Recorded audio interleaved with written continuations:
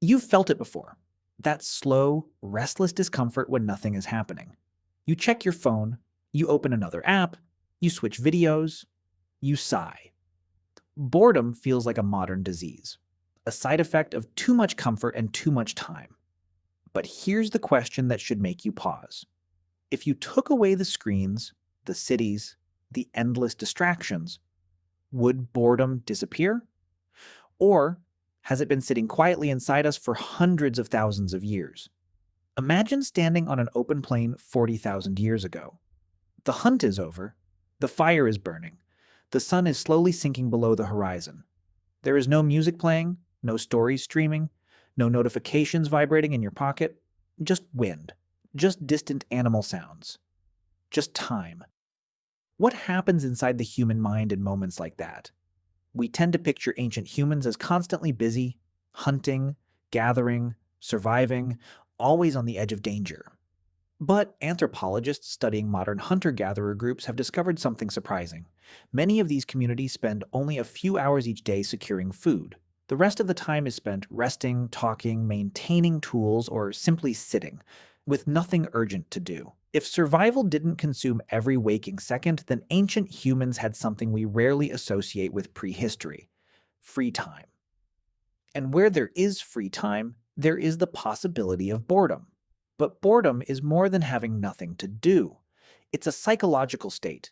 It requires awareness of time passing. It requires a mind capable of imagining something more stimulating than the present moment.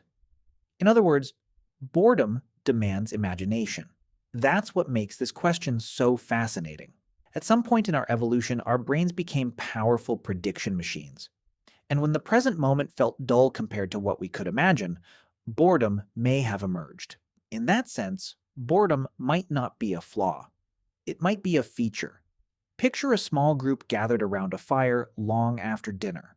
The hunt was successful. The immediate threats are gone. The stars stretch endlessly above them. At first, there is conversation, laughter, storytelling. But eventually, silence settles in. A young member of the group stares into the flames. The fire crackles. The night feels still.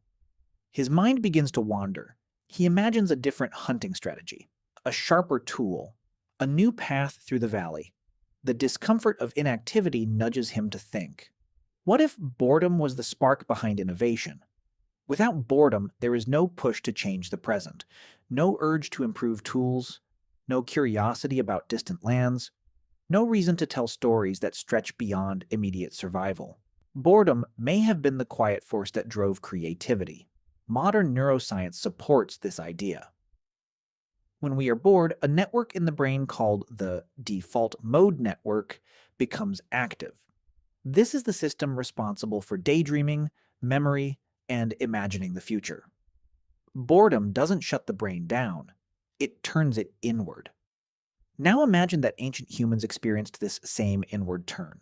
With fewer distractions than we have today, their minds may have wandered even more deeply. They may have rehearsed hunts in their imagination, replayed social interactions, considered alliances, wondered about the lights in the sky.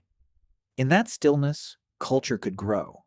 But boredom also carries risk. In a dangerous world, losing focus could mean death.